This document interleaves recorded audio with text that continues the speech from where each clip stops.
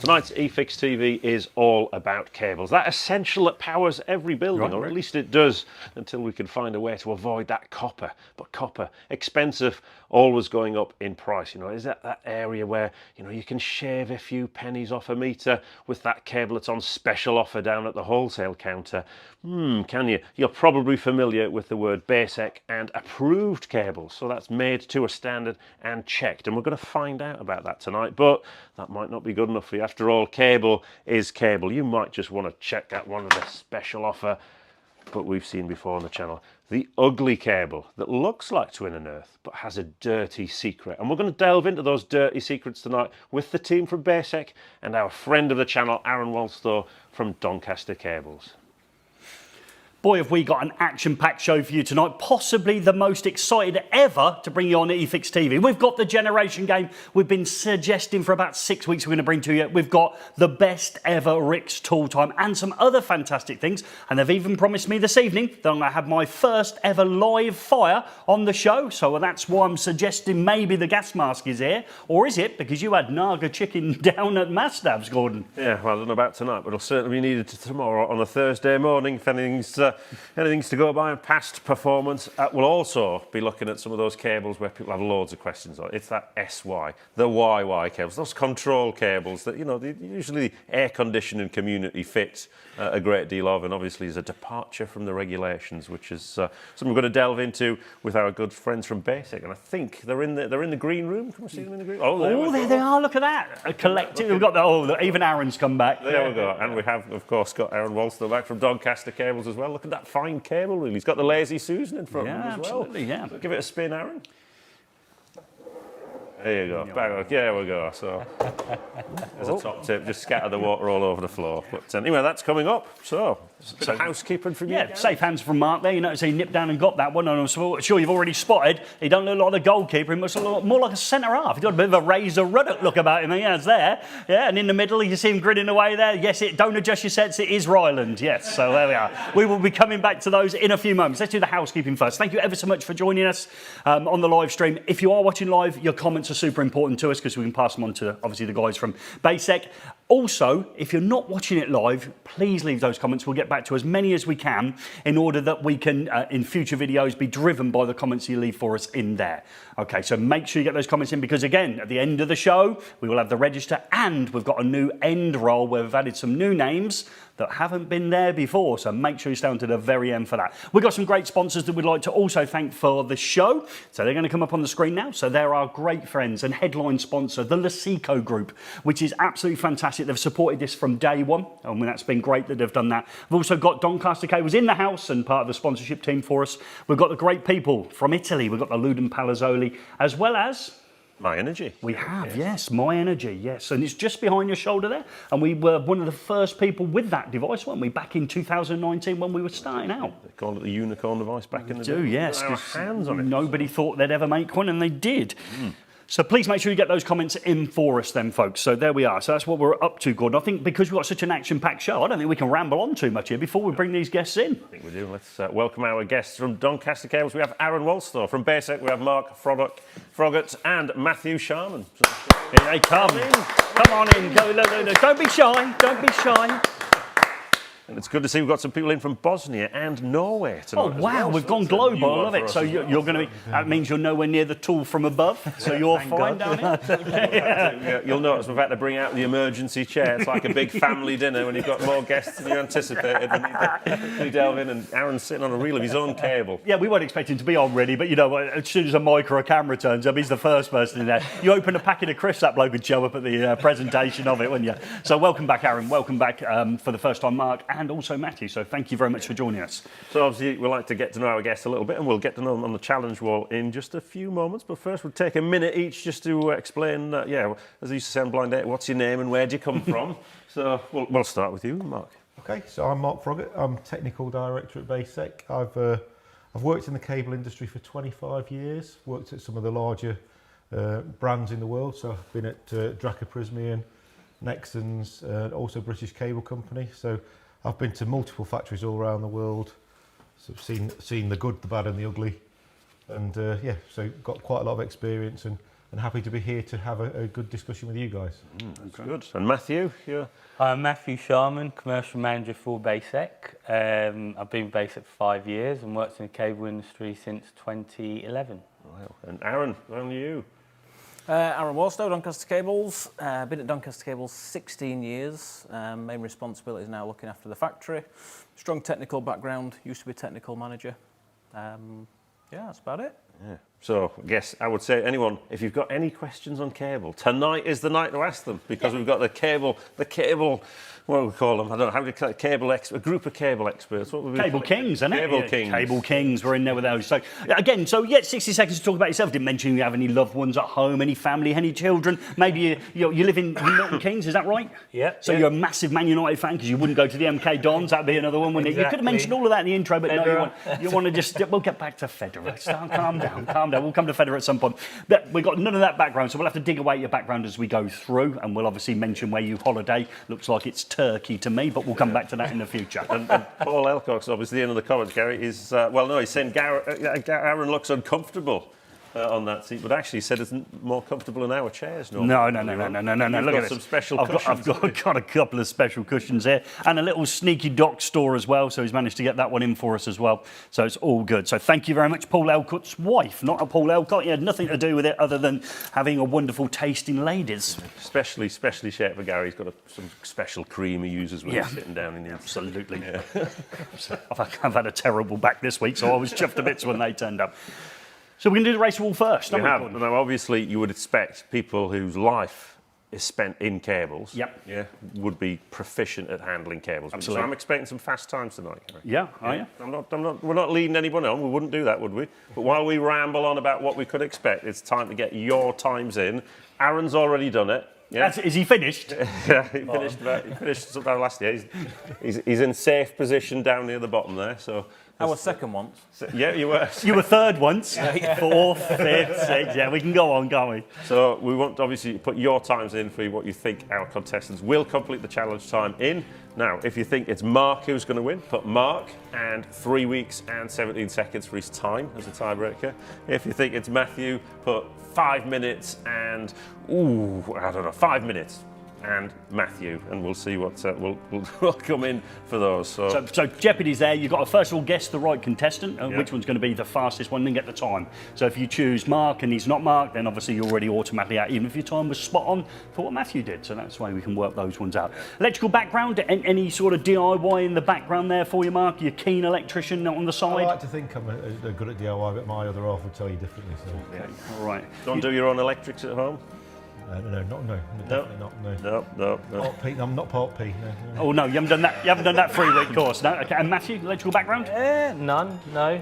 Mechanical engineering. Oh, that's got a whiff of knowing what you're doing. Well, yeah, I do all sorts around the house, but not electrics. I'd stay away from them. That's good. That's what our audience like to hear. That Exactly. People going, oh no, I do me own. Yeah. I'll rob you a lot of all the money you could have. Yeah. After the time challenge, I might take it up. Well, we love a bit of overconfidence, don't we? We've got some great times coming in. Just to Aaron's already done it. He's not in the running tonight. It is Mark or Matthew. Well, with that in mind, will Aaron remember his time? So is it ingrained in your memory? What time do you do it in, Aaron? 7 minutes, 7 seconds. That was a long time, wasn't it, as well? Yeah, There you go. long So time. it's Mark or Matthew. You can still carry on playing along as we go. We're going to dive into it. Do we know who's first? I don't know who's first. Here we go. So this is live commentary. No, I haven't seen a thing. So here we go. So who's up first? This is always a telling sign. If you go up first, it usually means you're the slowest. So, sorry, broke that to you there live on air, didn't I? Okay, so we're off and going then. So Matt's up first, and I'd like to say for the record, folks, I don't think we've had many easier on the eye ever take on the challenge. It doesn't mean that we're going to suggest any ability about this, but this is one pleasant-looking would-be electrician, I would suggest. I wouldn't suggest the high visibility jacket does anything for your That's a teeth. great tip to put the screws on the grey floor so you can't. Oh no, the back up there. I think we've got a few edits blended in here.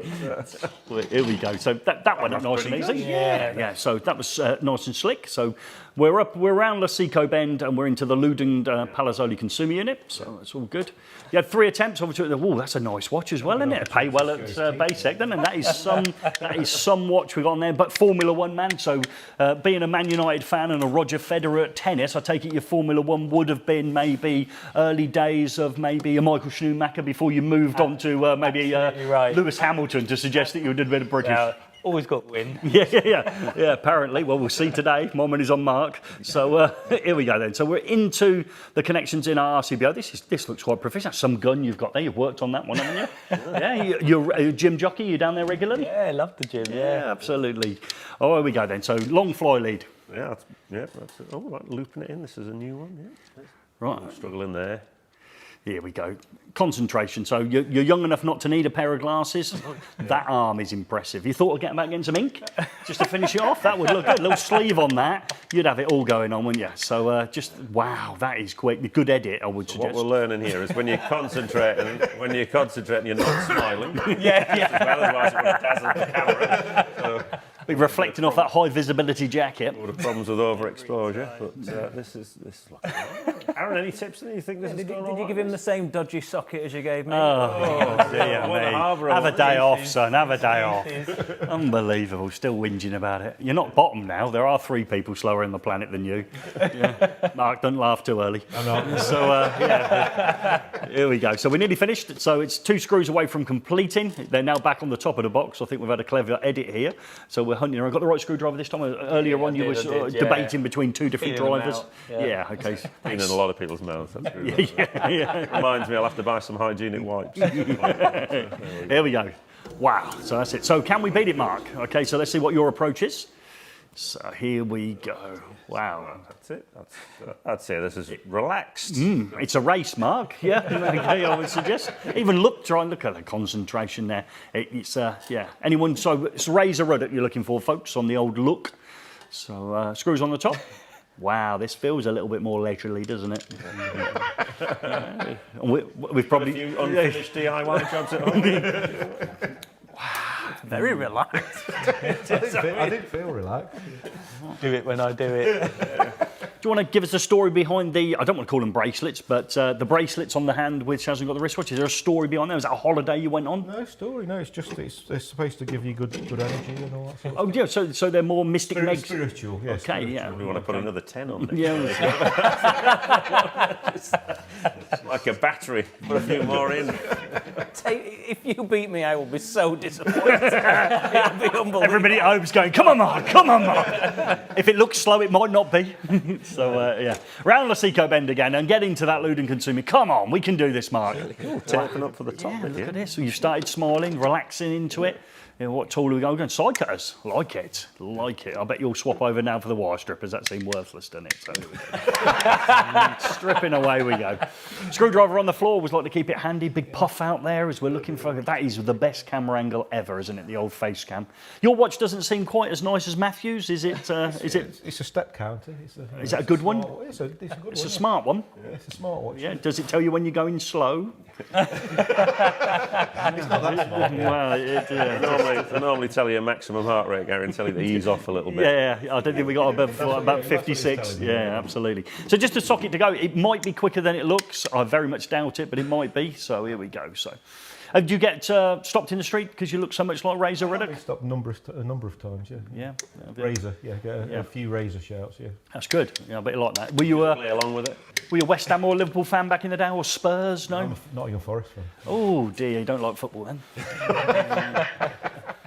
It's going to be a tight end to the season. I reckon it's you or Leeds that will go down. I think you or Leeds will take one of those places. Would you like Leeds to go down, or would you like to stay up?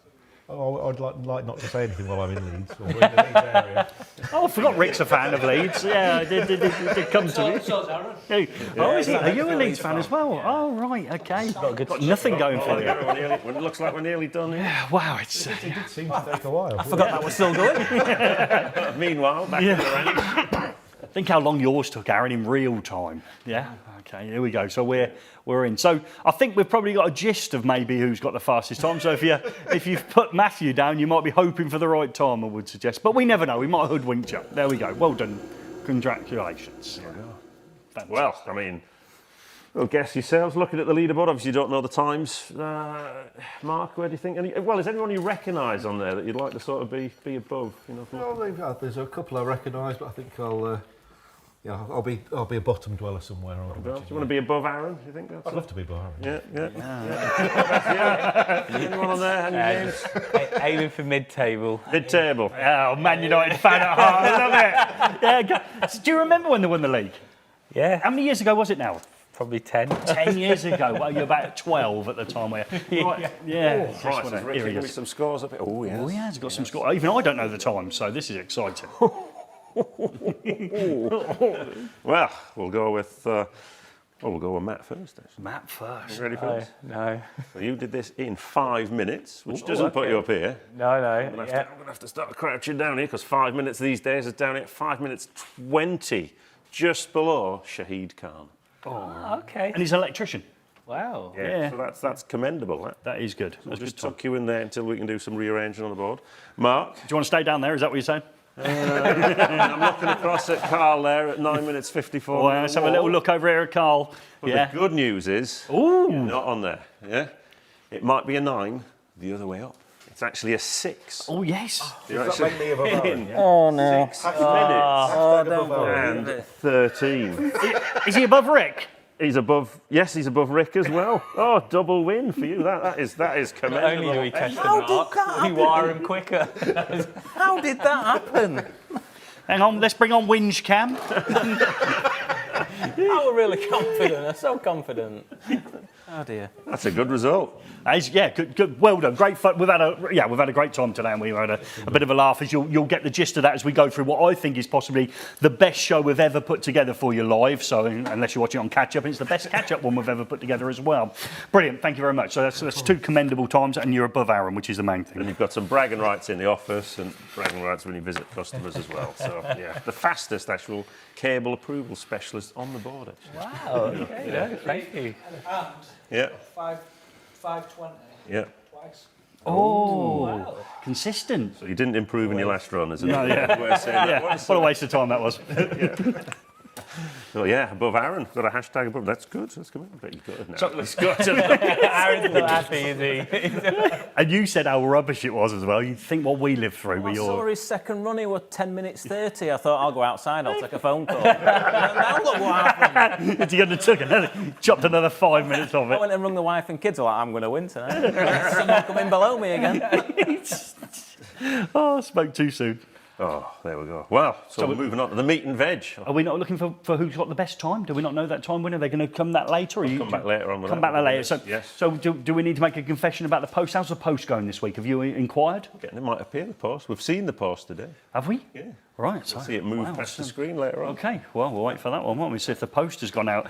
Mr. Cockerline, feel free to comment.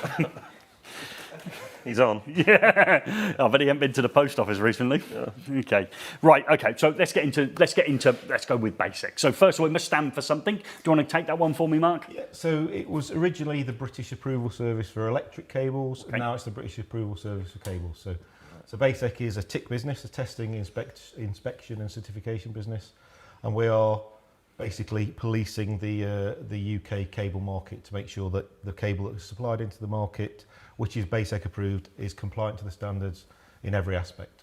Okay.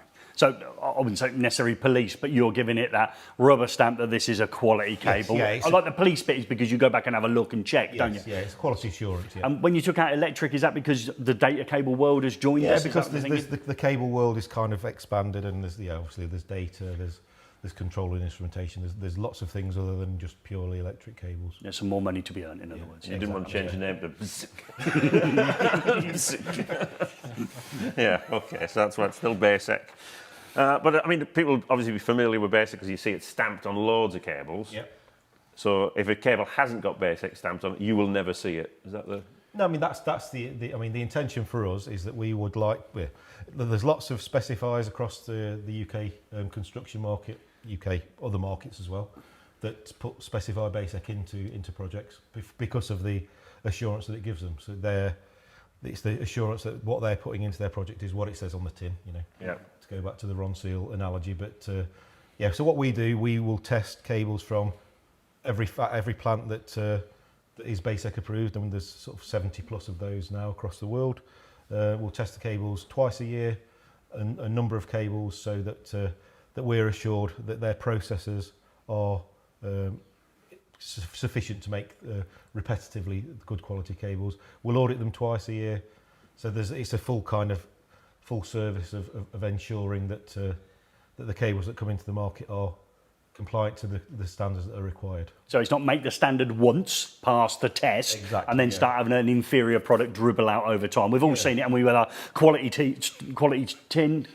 street sweet tin. Right, okay, Gary. I'll try that again. We'll re-edit that one in. It's quality street tin. Yeah. So of course that tin got smaller and smaller over time, didn't it? And the rest, and we got hoodwinked, haven't we? So there's no hoodwinking BASEC. So there is, there are certain industries where people follow what we call a golden sampling approach, where they put all the good materials into the stuff that goes through for type approval, then they sort of back off on the quality of the materials, and so our scheme ensures that doesn't happen. Oh right, okay.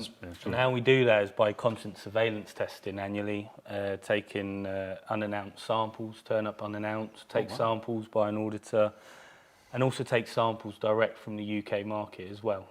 So you pop down the wholesaler, do you? Yeah, so we'll buy it from anyone, CEF, Edmondson's, whoever. Distribution, and then, anyone in distribution actually test the sample to make sure it's equal to the sample we tested at the factory. And that's anything from a 1.5 mil conduit cable to 400 mil 4-core power cable. And that will actually count towards their approval as well. So if there's a cable that's found that's inferior, it will also count towards the customer's approval, and it will have consequences and such through our scheme. That's good then. Yeah, keeping an eye on people. That's good. We're keeping that standard nice and high. So we should be looking for that BASEC label. Yes, yeah. Okay. exactly, yeah. Once we stray away from it, so let's say we've strayed away and we haven't found it on the side of a piece of cable. What does that mean to us that are installing it? Because we could be warranting that cable system for a period of time. What does that mean we're running the risk of, potentially? I mean, you're running the risk of not knowing that the cable's compliant to the standard it's made to. There's no third-party testing to it at all. There might be, there might not, but it's not third-party.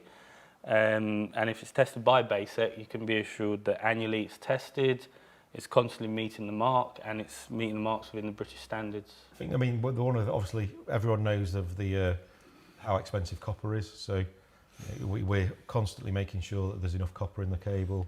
What are you trying to suggest there? Please elaborate. What do you mean enough copper in the cable? Are you suggesting that they might slim down 2.5 or slim down 50 mil a little bit, take a little bit off it? I think everyone's looking for across the globe, the market's competitive. So what small advantages people can take, they do. And if there's no approval scheme, or if there's no approved, if there's no approval scheme, then there's nothing to ensure that the people aren't just tweaking it down that little bit too much. Then you're at the risk of higher insulation resistance, higher conductor resistance, and then potentially overheating of the cables under load. Even purity? Would they do purity as well as size? Yeah. Well, see, nowadays the size is a bit less of a. Although it's all called 2.5 square or 1.5 square or 300 square, whatever, but it's down to the conductor resistance of the copper. So the pure with more pure copper, the resistance you can achieve the same resistance with less copper. To add to your point as well, we would not just about the copper. We also do material tests, tensiles, and we even take fingerprint of the samples and the was it TJ analysis to make sure that when a factory is constantly sending us samples, they have not changed the compounds. Oh right, the chemical, so the makeup of it. Yeah, the makeup of it. So that's what you call the fingerprint, is it? Yeah, fingerprint or DNA of the sample or the material. And would you have kept the first original one on record? Would you? Oh, yeah, right, and then we match it, and if it's changed, I like the police, aren't you? Silent witness here. And if it's changed, then we know the manufacturer's changed. Sometimes the manufacturer might not even know because they're just buying straight from the compound supplier, whereas we're there to notify them something's changed. You need to retest this cable again to make sure it's compliant. Because their change failed. Yeah, this is critical in things like fire performance, because the high-end fire performance compounds are much more expensive than the lower end. And fire performance. When you say fire performance, I don't know whether you do, Gordon, I'm thinking of me fire shore cables, my mineral insulated, but that's not the case what you're talking about there? I mean, there's two kind of aspects to fire performance. There's like the propagation and the resistance to fire. So there's the reaction to fire and the resistance to fire. So reaction to fire is if you burn this cable, will it propagate and set secondary fires elsewhere? Resistance to fire is if this cable gets in a fire situation, will it still function long enough to sound off the fire alarm? We've got a video actually. Let's have a look at that one. What are the chances, Gordon? Let's just have a little look of. Let's see, we've got it. Everyone likes to come home to an open fire. Yeah. So what's going on here? This is in your lab, is it? This is in our lab. This is under the construction products regulation. This particular CPR, test. yep. So what we're doing here is we're putting a 20 kilowatt burner on the bottom of the cable, a 3.5 metre ladder, and in essence the cable is supposed to not propagate more than 2 metres for CPR, or 2.5 metres for the old 60332 Part 3. So I'm looking how long's that ladder is what I'm going to say then, because don't look 3.5. 3.5 metres. and it's gone beyond the top, hasn't it? Yeah, I mean the ladder is designed to kind of mimic a building riser or something like that. Right. So that's the kind of design basis of it. So the cable's helping the fire. The cable can propagate the fire. Yeah. Yeah. To put it in So I'm simple looking at this one. terms, Yeah. what we're trying to do is to make sure that the flame is not spreading. So if that cable catches fire here, it's not going to spread to various parts of the building. It's meant to put itself out within, I don't know, a metre to get systems 1+. Yeah. And each length it's at gets a different classification. Okay, so I'm looking at the one we had on there. I'd suggest didn't pass. No, definitely not. I think that one there had to be extinguished. Yeah. Not ours. So what would a manufacturer have done to get that to fail? Is that just literally the wrong compound or something? Wrong generally compound, wrong thickness, design. In a lot of, anything. if you consider what the bog standard insulation materials in a lot of cable is, it's XLPE. It's basically, it's almost a candle. It's it's the most basic form of hydrocarbon. Right. Basically a candle. That's what. Tell me more. But it's polythene. So what they're doing is protecting it from the outside. So you have the very high performance materials on the outside to protect the inner of the cable. Right. Because polythene's the best dielectric. So simple as sheet. that. Yeah. Well, okay. We'll learn something there. Yeah, absolutely. Yeah, we all have a go. I hope it's not going to be like that extractor fan one that we had last time out. I've gone back and had to change everything. It's Christmas In that sort of. test, not only do we test for the flame spread, we test for droplets, that the cable material isn't dropping on the floor, Right. to cause other issues, and also smoke as well. But that ladder test qualifies you to go into a smoke chamber to do a 3 metre cube smoke test. Right. So that's the first test. If you don't pass that, If you don't pass that, you can't move. If you don't get, was it an S1? You can't get an S1A in CPR world. I think a lot of things with cable materials, the properties are mutually exclusive. So if you've got a good insulant, it's in the case of polythene, it's very flammable. So Yeah. you have to. You're trading all the time. There's a trade-off in general. Yeah. Okay. Again, so that cable there obviously didn't get any approval at all. Is that right? In CPR, you always get classification. You start from ECA and DCA, which Right. are not audited by the manufacturer. So Right. it's a once in a lifetime test. So it's Okay. tested once and it's never seen again.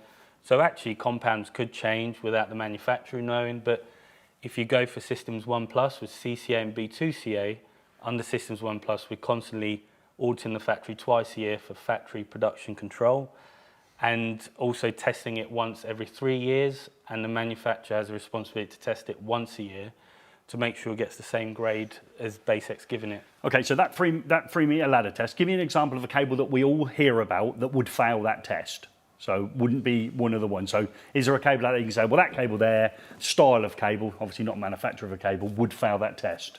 No test fails a CPR. You but- just get a class, but Okay, so the we ones got- that get the lowest class are what, PVC samples? Yeah, it'd be very, very kind of low quality PVC. So they don't have LSZH or LSF. Twin and Earth. That's what I was would thinking be you were saying. unlikely to meet that test. That's what I wanted to hear, because all the things you talked about there, because that's thermoplastics, not thermosettings, all the rest of it, it wouldn't reach that, but it wouldn't mean it doesn't get a BASEC approval, because there is an approval for that amount of fire. Yeah, the CPR is different okay. to the BASEC approval. Okay.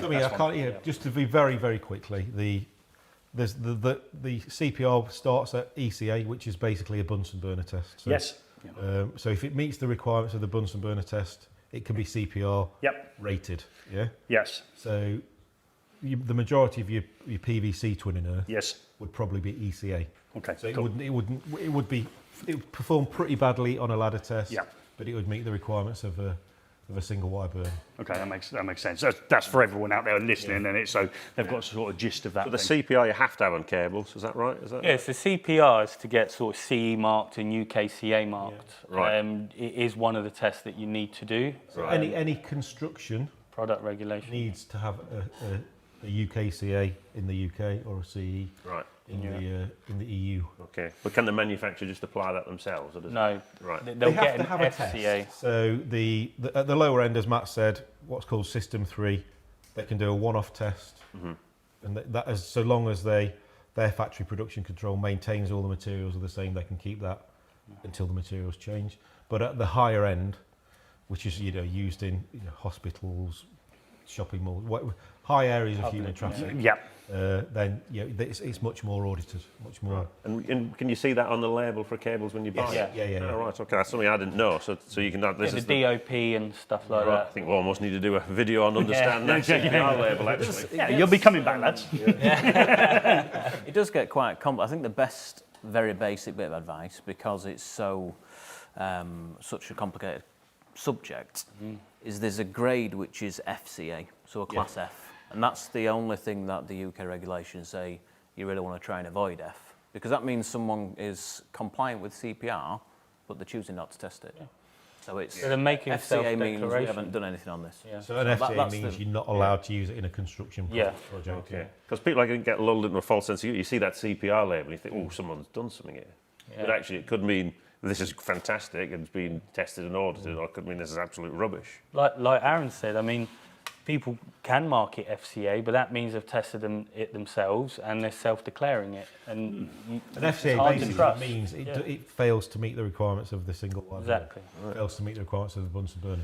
A bit more involved than we thought, though, wasn't it? I'm going to have to look at that. 'cause, Yeah, breaking news to us. Someone said, can you go down to B&Q and check the cables down there? Well, we can now. We can go in and have a look at the labels ourselves. We might be buying some ourselves, aren't we? And they're just talking about it. And I don't think necessarily that means they're going to be, because B&Q have a right for their customers as well. They don't want to be marketing stuff off on a whiff, do they? So, we see lots of BASEC approved stuff in there as Yeah. well. Now, one I did find BASEC, interesting question, because I was across in Ireland a few weeks ago. You didn't find a new cable, did you? Well, I found a cable. So this is and just for the record out there, people still contact me on this. We're not changing away from traditional twin and earth in this country. But this is an Irish cable. Do you want to put the camera in Yeah, there? well, they're moving around. They've been to the toilet and stuff. You know what these people are like. Okay, so yeah. So you got any markings? I can't see anything on it. It's just, is it invisible? That's all I'm getting. I'll colour it in for you. Right, okay, so look. Well, that didn't work, did it? Anyway, just say BASEC under there. Okay, we'll take your word for it. Yeah. So this is an Irish cable, but it's got a BASEC approval on it. Yep. So why is that how does that end up with a BASEC on it? I mean, in essence, what we are accredited to do, we're accredited by UCAS, so we're assessed by UCAS under a number of standards. This particular cable comes under Irish Standard 201. Yeah.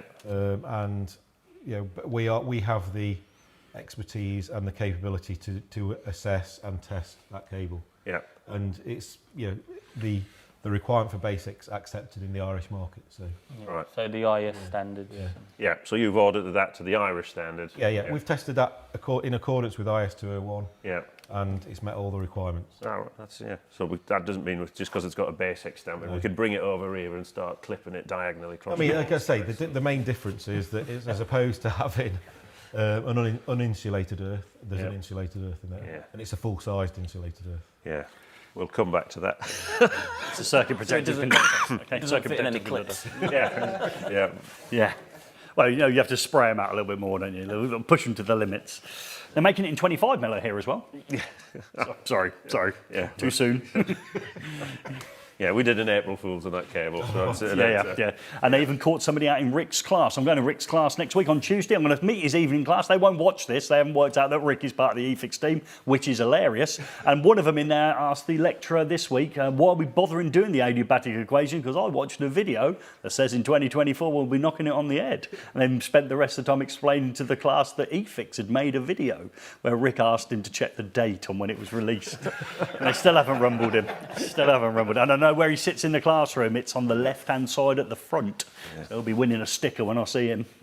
So it's all good. So on that bombshell, there's lots of questions coming in, which I think we need to just collate and discuss. But obviously, people are thinking, Aaron came along. What's Aaron come along? If we didn't have to do the challenge wall, yeah.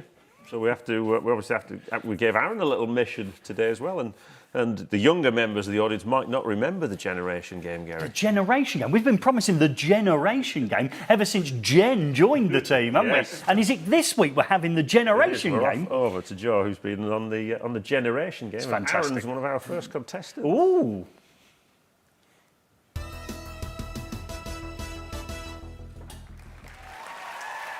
Hello and welcome to the Generation Game. Nice to see you. Yes, it is. This is the game where our contestants have 40 seconds to observe an array of items that pass by on our conveyor belt. They then have a further 40 seconds to remember as many as possible. Let's meet tonight's contestants, Jennifer Hill of eFIXX and Aaron Walstow of Doncaster Cables.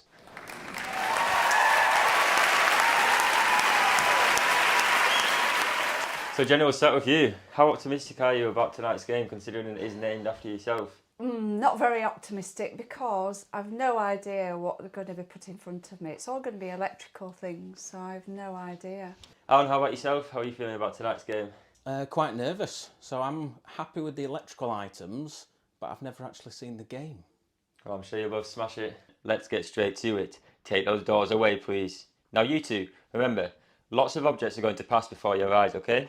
Everything you remember you won't be taking home tonight. Look out for the tricky ones. They're more valuable than they look.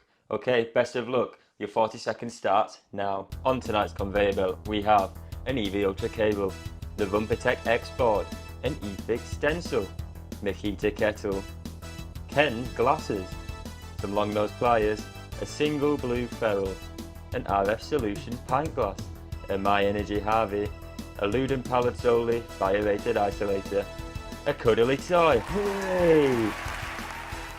A BG Sync EV charger, Gary's side cutters, Rick's Holy Glove, an eFIXX cable stripper, a Better Call Saul mug, watch out for that Boosie bonus, a Milwaukee electrician's cable stapler, an unsent post, don't know how that got there, a socket splate.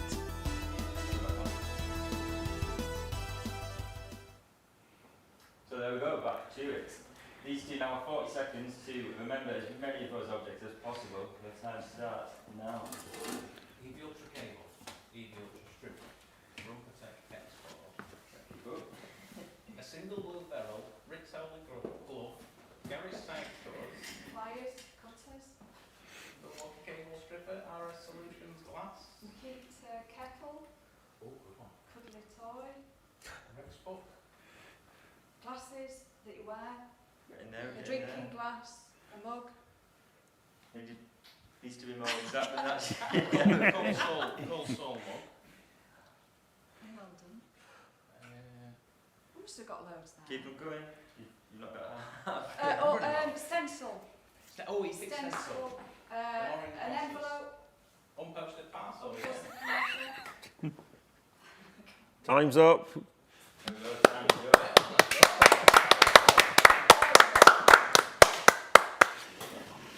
Quite hard to keep up with that, to be honest. I think we're all I think over we the end. remember. Now we're in a random order, but you got, from my calculations, you got 9 out of 10, but that's probably completely wrong. 9 out of 20. Oh yeah, sorry, 9 out of 10. I can't do that. Or post. So you got, Jenny, you said pliers, it was actually long nose pliers. oh, You said- that's harsh. It is harsh. It is a bit, but it's the rules of the game, I'm afraid. So we had unsent parcel, I'm afraid to say it was actually unsent post. Oh, that's harsh. That is harsh. We had, We're going to that level of detail. Apparently. and yeah, the ones you missed, a single blue ferrule, quite hard to spot, but it was there. Ken's glasses. I did. Ken's One of glasses. the first things I remember, Yeah. single Was it? barrel. Yeah. My gosh, I did say that. So now you're halfway there. Yeah, you missed My Energy Harvey. You said pint glass, but it's actually RS Solutions pint glass. So, not bad effort on the whole. I think we should wrap that up for today. So we'll see you next time on the Generation Game. Right, we've got to hope we've got mics now. We've got mics now, Rick. You're going to scumbling through to give us a microphone, or we got them? I'll just cough There we away go. while Then. do Yeah, that. so fantastic. Again, the amount of effort that Joe has been putting into his segments, and you notice he's the only one that hasn't got a consistent segment. He has to do something different every time. So hats off to Joe for all the efforts he put in. And I think the people on the conveyor belt also had themselves a jolly good time there as well. Yeah, that looked fun, that. I always like to do it myself. Yeah. Don't know if I can remember any of them, though. So they didn't remember enough not to win the prizes. One thing of note there was a parcel that came through again that wasn't delivered. Yeah, That's something that we'll get to at the end of the show as well. Now, we've got some cables in front of us down here. These look like these are BASEC improved cables. Surely they are, because they've been brought in. Okay. They look remarkably like our old friend, the EV Ultra. Okay, so do you want to take that one, Gordon? Yeah. And I've got one here as well. So, EV Ultra then. Is this what you brought this in, did you, for us, Aaron? Looks like a new version to me, this. A new version of EV Ultra. So perhaps we could start with the EV Ultra CAD. So a BASEC approval on EV Ultra. So when we developed EV Ultra, long R&D project, we launched it into the market and then we went and sought approval of the product. Yeah. So we wanted somebody to third-party verify the cable was fit for purpose, offers at least the same degree of safety as what the wiring regs would offer. And we went to BASEC because there's no British standard. It's an innovative new cable. We went to BASEC and we developed together a technical specification known as a CAD. And does that stand for anything, just for us? Certificate of Assessed Design. Okay. And then with that CAD, we then send a type test, so BASEC tested EV Ultra, and then they routinely test that each year, taking samples from the market and our factory to make sure that it's meeting that CAD and third-party verifying that it's fit for purpose. So you have to do that because there isn't a British standard. No, there isn't a British standard. Because this is a completely new type of cable. New type of cable, new innovation, so there's no British standard to get a normal approval to. Yeah. But we didn't want to leave it with just our say-so, so we went to BASEC and we developed this CAD, Certificate of Assessed Design. So I mean, the CAD scheme is that's what it's there for. So we would look for the cable to be at least the performance of a British standard. In this case, it's based on BS 5467 and also a data cable. So it's the EV Ultra is a hybrid of power and data communication. So both of those cables are at least as good as them cables in single situ. Yeah, individually. And then they're combined as a hybrid. Yeah. So you sort of say when you bring them together, does that create any additional risk, or is that? No, we'll assess that. We do the transmission line characteristics. We'll do the power side as well. Right. So there's a combination. So we've worked with Aaron to come together to arrive at a technical specification that that kind of validates the purpose of that cable. I mean, the beauty of a CAD is people come up with their own designs of cables, but rather than just release it out into the market, they can actually work with BASEC to get it tested. Right. And we work with the manufacturer, the designer, come up with a list of tests that we feel confident to put the BASEC name to, and that factory or customer's got to pass all those tests, and they've got to pass them manually, 2 audits a year, up to 150 samples a year based on production volumes, and we actually also buy the sample from direct in the market. So, but yours is, with greatest respect, not BASEC approved. It's got this CAD. No, it is approved, yeah. BASEC approved. So it's got BASEC on the side of it. Yeah, it's got BASEC on the side of it, yeah. Right. Okay. But rather than write a British standard, because there isn't one for it, we call it a CAD, a Certificate of Assessed Design. So it will have a CAD number on the side. So that CAD number, is that unique to the cable? It's unique to the cable and so the design. If I'm an electrician, obviously you're doing that paperwork, and you have to say, have you done any departures from the regs? Yeah. You could put in that box there. I've put this BASEC approved cable, the CAD 17 whatever it is. That's the main reason why we wanted to go ahead with the CAD, because it's the onus is on the electrician. They're departing from the regs, and you have to be comfortable it's offering the same degree of safety. But they're not. Surely you're taking ownership now. They're not taking. So they'll put departure to regs, and that's CAD and BASEC approved. Surely the onus is on the manufacturer of the cable now, is it? Well, that just gets passed down. So the onus is on the electrician, but now you've got this technical specification where I think it is fit for purpose and at least the same degree of safety because BASEC say so. Yeah. And BASEC are the British approval service for cables. They're the best people to make that decision with the power lab and the data lab that they've It's a got. get out of jail almost card. Not literally get out of jail. Sorry for the record. They're not. I think I'm they going to jail for this. They probably word it a different way, but yeah, get out of jail free card's good. Yeah. Yeah. So You risked it for the electrician. Absolutely, You've got yes. a bit of paperwork. However, that doesn't mean all cables that have 3 power conductors and a data cable shoved next to them and an outer. No, That is just for your cable. just for our cable. So without that BASEC CAD and the BASEC approval, you are relying on the manufacturer's declaration. So the manufacturer is saying this is fit for purpose, this works. So, hang on, but I will do if I'm trying to sell something. Surely I'd say my cable's great because I'm selling it. Yeah, we brought a couple of samples from Yeah, let's have a look. the market. Bring it hand cam. Has it got a bit of heat shrink on it? Are you back with the heat this shrink? one here, so this is an interesting cable. Yeah. So this has got. I'll pull the end off. Is you ready? Hang on, it's a bit glary on the white balance for some reason. Yeah, there you go. Thank you very much. So That's I've fine. got the outer there. So this looks a bit like. Heat shrink? I don't know. It's pretty tough. I mean, okay. Oh yeah. Apart from it's soft. And it's got some paper. It's got some paper around it. Okay, a bit like the old polos in your day, yeah. Now, the only thing it's labelled up as, we won't show that because it shows who made it. Okay. Ish. Well, it's got a name on it, but it's got no standards on it at all. It says it's got 3 times 6 millimetres squared plus a Cat 6A, which it looks like. Oh, right? they've done you there, Aaron. They've got Cat 6 in it. And it says it's LSZH, which means. Low smoke, zero halogen. Right. So if I now take a lighter to it, this is Oh, hang on. Do you want the laptop that close? that's more you. I'm worried about Gary, but Well, first time for everything. so we can immediately see lots of smoke. You putting your gas mask on there, Gary? That's nice, that, yeah. I can see black smoke coming off there. Is that a... That's part of the low smoke, zero halogen bit. Yeah. So you'd say that's not an LS? I think with this one, the actual sheathing material and the cores are low smoke, zero halogen. It's the tape inside of it that's not, which then means it's not low smoke, zero halogen. And this is like a plastic, actually, isn't it? It looks like paper, but feels... Yeah, there's some more basic problems with the cable. So just looking Is that the right word? not basic, basic. Oh, right, okay, yeah. So if you just looked at the green and yellow, that I can see a yellow. no, there's some green on there. Oh, so, There's a slither, Gary. I don't know if you- is that, have we got a 70-30 split here, folks? Let's have a little closer look, see if we can get the camera with a bit of lighting on it. Depends how hard you rub it. I'm just... Go and get me Should we get me... I'll go and get a big wipe or something. Yeah, on where's the big wipes? on the whiteboard over there, Aaron. Come on, make yourself useful, Aaron. Go Come on. on, go and get a big There he wipe. goes. Look, he's over there. Has anyone noticed how much thinner his hair has been since he's been here? I did earlier on when he bent down. That bloke is losing it. Yeah, look at he ain't thinner. At least I'm not sat next to Matthew. Best looking side we're on. You're doing all the work on this side, though, I'm afraid. Right, now let's have a Let's look. go. I thought a protective conductor had to have a certain ratio, green to yellow. Yeah, 70-30. Yeah.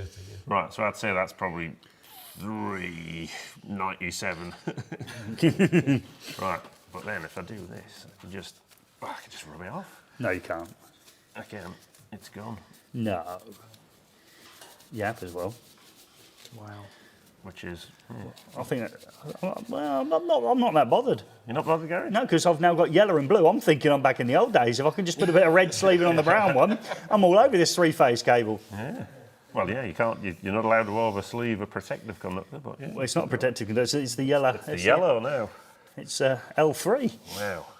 So does that suggest they've made a yellow cable and just sort of tried to colour it? It's very difficult to say, really. What we were hoping to do is show what problems there are in the industry. So without the BASEC approval, you're reliant on the manufacturer. And with eFIXX, we really believe we've innovated something new. And it's a complicated thing to do, combining power and data. Not many people have done it for decades. So we've managed to achieve that. And then some of these copies are now coming into the market and they're getting the basic principles of cable making wrong. Basic. What's another word for basic? getting the fundamental manufacturing things wrong. Depends where you're from in the world, BASEC or BASEC. And then there's all different things. So there's another sample down there, which again is low smoke, zero halogen. So eFIXX. So that wouldn't get the BASEC approval. Yeah. That wouldn't. Hold on, the best bit of this, Gary. I haven't seen the best bit here. And I'll try to put the hand cam on. Wait for me to get a decent picture. Yeah, go on. And obviously, in a lot of time, you're doing an EV install, you've got to get round that corner of the course you wall, haven't you? You've got that, so you just start bending the cable. Yeah, and this is, Oh, I've never seen that in a. I mean, that is awful. I mean, I'm just okay. I mean, I don't know how many times you should be able to flex a cable. I'm not, I would say, you know, you're doing it. Do you want to bring it in a little bit closer? I've just got my colour better.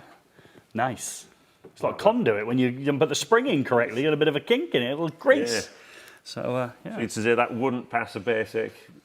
It's unlikely to, yeah, for sure. Unlikely, I like that. I'll just put the unlikely there. But We wouldn't recommend it. but this is available in the market now. That is available in the market now, yeah. And is it available widespread, or is this something we've had to unearth in some back streets? No, it's widespread available. I ordered both of these samples online, got them delivered within a couple of days. So they're only from online retailers, or they could walk in the shop? No, fronts? they're available all across the UK. Would you like to say who they are? No, because we want to sell our product on the merits of our product, and we don't normally go and complain about other people's. This one we think is an important one because people should be aware of what's in the market. eFIXX is a complicated process. We went to the extent of BASEC approval because we wanted to give that security to people. And people need to understand when they're installing something that's a departure from the regs, they're taking a responsibility for it, and they're only relying on the manufacturer, which a lot of the cables don't have the actual manufacturer writ on them. And are we thinking that they've put a Cat 6 in there to almost, if people stumble across that, to say, oh, it must be, with no disrespect, better than eFIXX because it's not Cat 5e, it's Cat 6? Possibly, because when we made eFIXX, we chose to use PVC sheathing and a Category 5 data cable. Right. And we chose that because the principle is quicker, neater, easier install. Most of it's outdoors. Low smoke non-halogen is more difficult to strip. It's more brittle, it's tougher, so it makes it harder to work with, and we don't see much need for it. And Category 6 doesn't fit in some chargers, and the actual lengths that we're running those data cables, it almost makes it irrelevant. So we feel like we chose the right scenario. Yeah, Choosing low smoke, zero halogen or Category 6 is like trying to make it one better when it doesn't need to be, in my view anyway. Okay, that makes sense. Someone's raised one in the comments. So this doesn't have, and obviously there's no CE mark on here or any marking. How can it be sold anyway? I thought everything.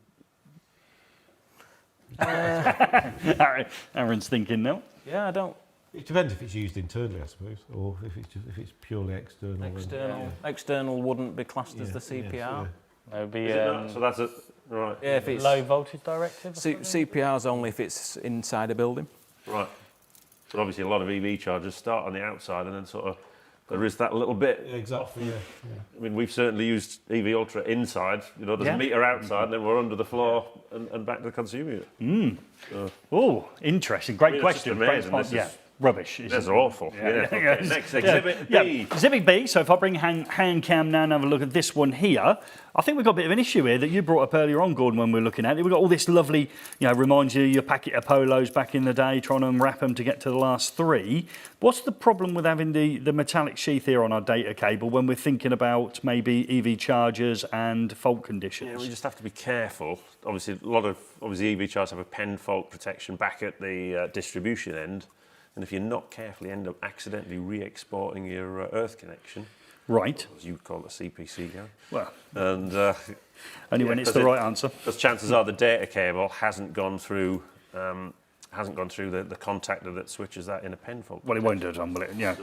However remote that is, I would like to suggest, however remote the chance is that this could effectively be an earth connection back, and we haven't broken that earth path for a broken neutral pen fault, all those things we talked about before. But you know what some people like though, Gary? If they see a bit of metal, they like to connect it to earth. Yeah, they do. And that will come back to the question we've got later on as well. And sometimes that ends up back in the consumer unit because you're splitting it out there. Metal consumer unit, it might be inadvertently earthed. Yeah, so it's an interesting. Yeah. What else was on? This is another LSF issue. We can work the lighter out again. Are we burning again? Yeah. Oh dear. What are we burning now?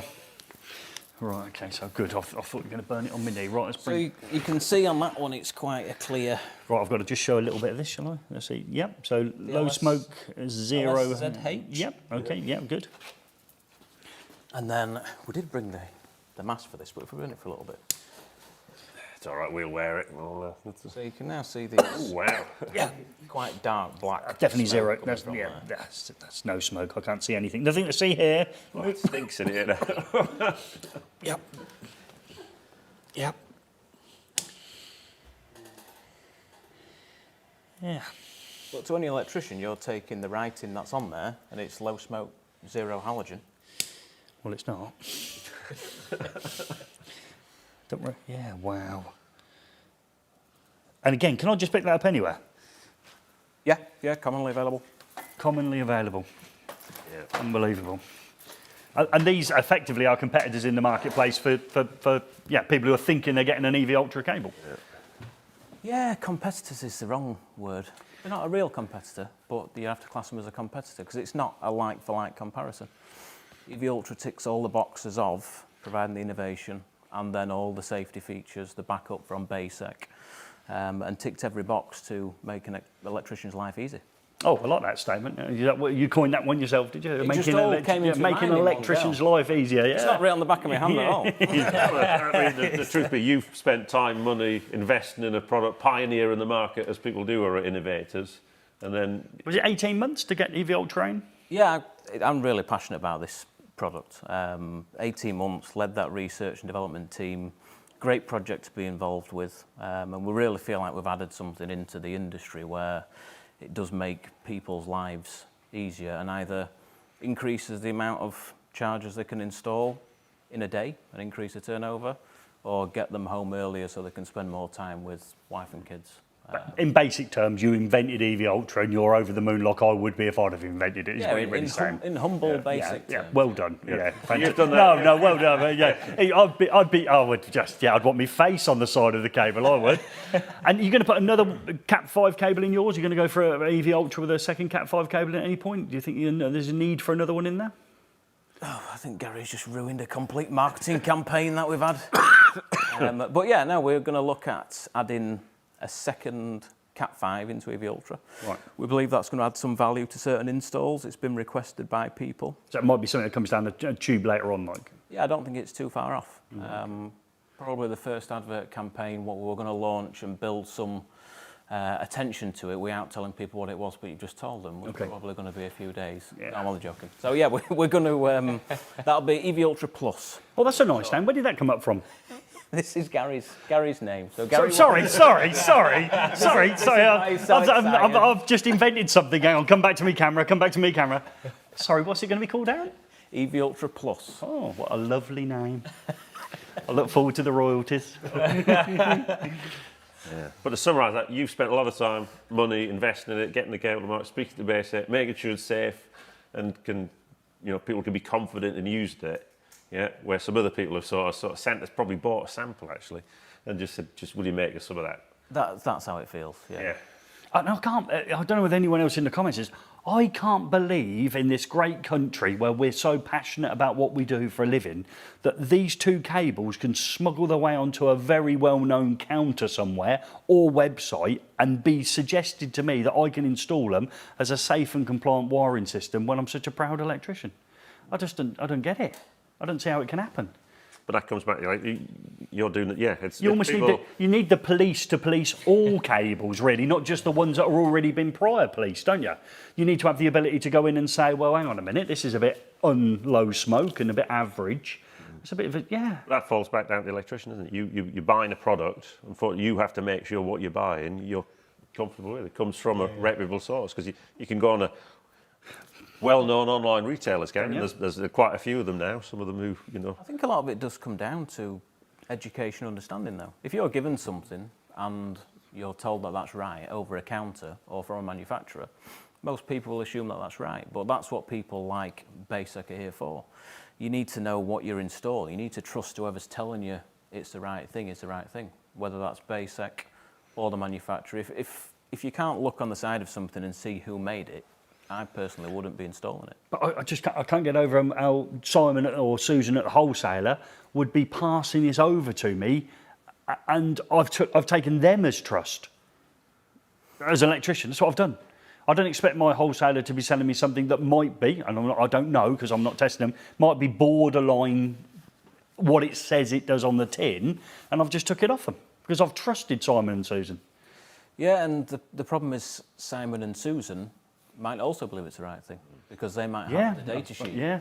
The data sheet might list various different British standards that are linked to the copper regulation, but it doesn't link to the whole thing with EV Ultra, it doesn't ultimately come to the CAD, which is a certificate of assessed design for power and data being combined, and these are all the tests. Yeah. And there's a lot of people, a lot of cable, like who import cables. I've tried it. You end up with an application that's a little bit different to the norm, which I guess EV charging still is really. And you go on these websites and you download the data sheet, and actually they're quite convincing. I'm not saying they're telling fibs.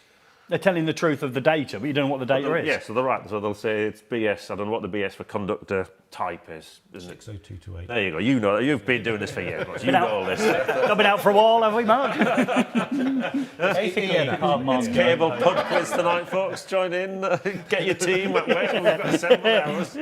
We're okay, but that is just to do with the makeup of the conductor, isn't it? It doesn't. Yeah, well, it's in essence, does the conductor meet the resistance requirements? Yeah.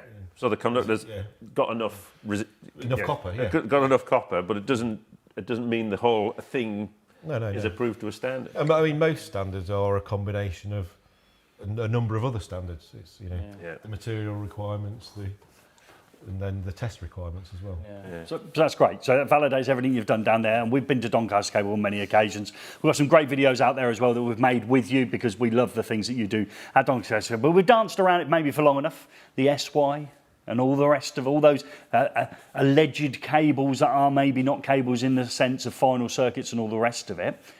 Where do we stand on NY cable, is it? And YY cable, SY cable, whatever we're going to put together. And BASEC approval, and can we install those maybe as a final circuit and things like that?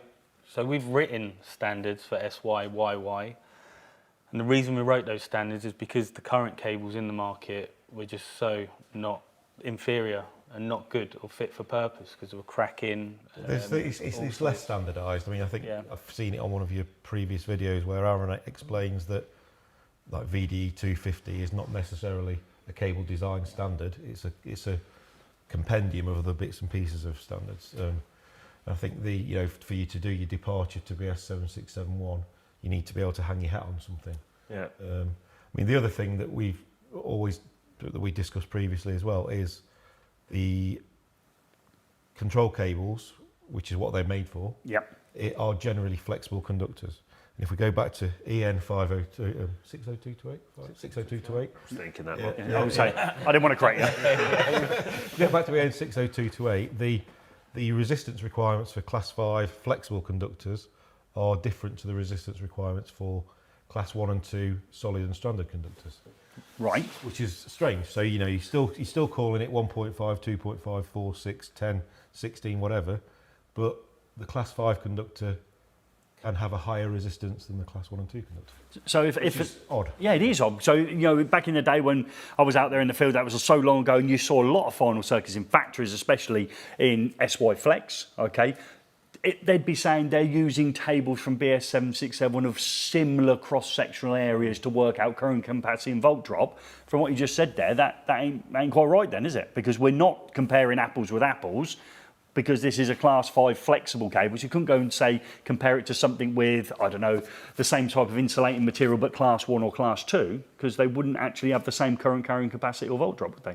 Yeah, exactly, yeah. So, and also, the wiring regs does cater for flexible conductors, but it's generally, the derating factors are just in free air. So there's none of the other scenarios when it's buried in plaster or bunched on a tray, where I've seen these. Where the heat dissipation is just not there.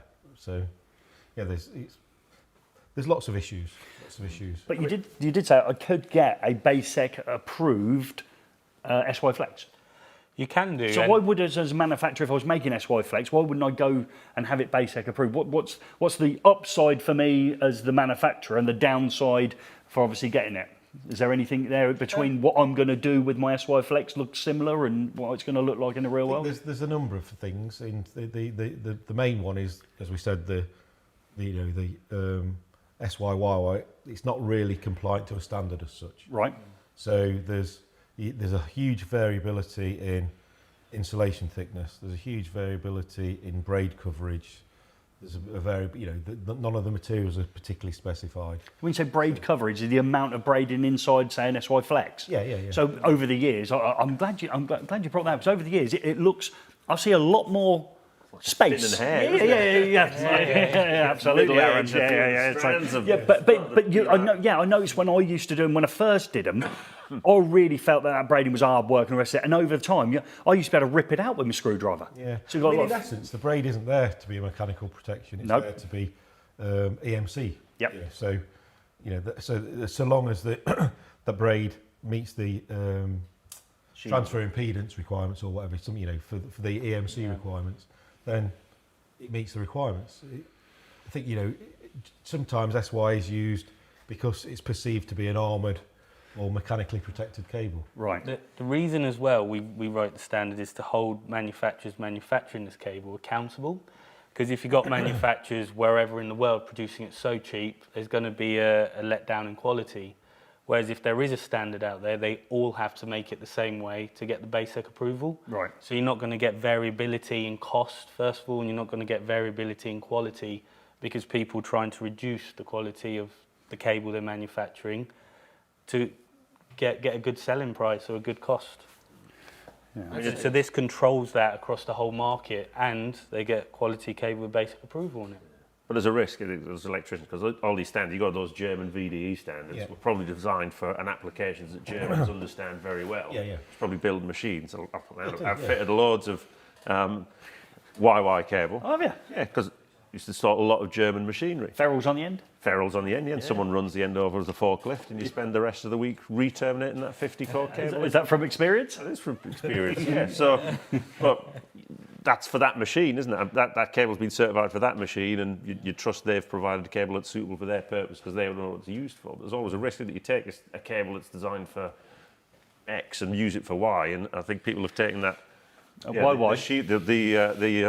SY cable.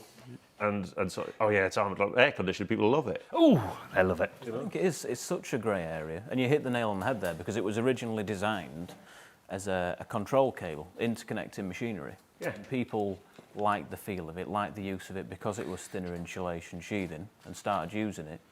But because there's no British standard, the downturn in that product, it has got thinner and thinner and lesser quality. And just to play complete devil's advocate, if you were looking for a YY that was fit for use in power applications, there's already a cable there. It's a HO5 VVF or a 3183Y. Yeah. So there's already a cable option in the British standard, but people choose to use YY, and it's been de-engineered because it's cheaper ultimately, and it's easier to strip and Thinner plane. insulation. Yeah. Can you get it with 50 cores, Aaron, so you can spend the whole day trying to look at these tiny numbers on it? That's what we really like doing. Have we got any great questions in? Rick, have you found any great questions? Gordon, got any great questions? There's quite a few, actually. So, Always there. Yeah. So, I mean, the first one is Eddie, obviously, eFIXX Person of the Year. Sorry, say that again. I didn't quite hear. Eddie Clemens, eFIXX Person of the Year there, Gary. Yeah, very surprised man. as well. He'd be interested in a lab tour to BASEC. Do you do any lab tours? We do. Yes. Oh, there we go. I mean, they've just got to contact us on our website, and we're more than happy to give them a lab tour and take them through the various departments they want to see that are applicable. Yeah. It's the Dubai one I'd like to go to. Not a problem. Yeah. You just got to get your own flights. Have you got And a one? new mate to go with by the looks of these. Have you got one in Saudi as well? No. Oh, shame, Italy. Gary would have gone Italy. there. Yeah. Okay. No, we'll go to the Dubai one. Tell you what it's like, and then we'll arrange a trip to Milton Keynes. Yes, Yeah. Is it MK? it is. Yeah. Oh, okay. It's nice and close to me though. Yeah. So that was one. I think people. What sort of things would you see on a lab tour, though? Obviously. You'd obviously see the commercial offices, you see our data lab, you see our fire testing facilities for circuit integrity cables like fire alarm cables, you see our multiple flame propagation for CPR and our mechanical and electrical in the UK, and then in Dubai they've got all of that but data, but they've also got the medium voltage testing. Oh, so Dubai seems to be the one to go to. It's got everything in it in Dubai. Everything but data and fire, yeah. Well, Gary likes data and fire. You want to come to Milton Keynes? I mean, Fair enough, recently I've moved Keynes. into medium voltage cables. I'm particularly keen to CPD on that actually. But I think that's something we're going to try and do, isn't it? We've got to go. I think that's good, and I think obviously we'll Eddie's close to there as well, so Eddie will come for the day as well. oh, that could be a good one. Yeah, because he's in Birmingham, so yeah, that's fine. LSF is it? LSF well, obviously in Ireland, as we found out, LSF is the standard cable for residential. Do you think there'll be ever any moves, Aaron, to move to LSF over here? I think it's incredibly difficult because when you look at all the committees behind it, the PVC wiring in the UK has worked for decades. decades and decades and decades. And in domestic applications, I don't see there being any major reason to turn away from that at the moment. You're generally just looking at single runs, aren't you? You're not looking at bunches and bunches of cables. So we already have segregations for houses of multiple occupancy, places where you want to have a quicker escape where someone might not be familiar with the route, like hospitals, hotels. But domestic-wise, I can't see that changing for quite some time. Yeah. You might be cheering, especially in those colder months, because it is more difficult to strip and even more difficult when it's cold, isn't it? Yeah. Maybe if the UK goes higher on regulation for CPR, then potentially. Possibly. But then there's also the other side, which there's a massive sustainability drive at the moment. And when you look at a 6242B LSF type twin and earth, that is a lot harder to recycle end of life because it's a thermo setting compound, whereas PVC is a lot easier to recycle and reuse because it's thermoplastic, it can be granulated and reused. A fire in the backyard. Is that how you get your Christmas bonus? A couple of tires, we kick it off with a start with, get it going. I'm going to stop sending you singles for So, with the greatest respect, they're going to Rick's Christmas pot. So these two lads get the benefits of that one, don't they, Rick? Okay. So it's good. And talking to Rick, I think it's probably that time, isn't it? Oh, yeah, we'll collect some more questions. Yeah, while we're doing it on the thing. So make sure you get those questions in. A trip to Rick's workbench, see what he's been up to. Rick's Tool Time. Hello and welcome to Rick's Tool Time. As a spark, I don't want to spend my days whittling down the end of a square pencil, which is often seen by them wood butchers. But as an electrician, we're a bit more advanced than that. So this week, I've been back down to our local wholesalers, Oldfields in Skipton, and while I was down there, there was a box full of green items that caught my attention. And no, it wasn't the Marksman, which we have previously reviewed on the channel. It was a little bit more advanced than that. So here we have it. It's the Pika pencil, or to give you its full name, it's the Pika Dry Automatic Long Life Pencil.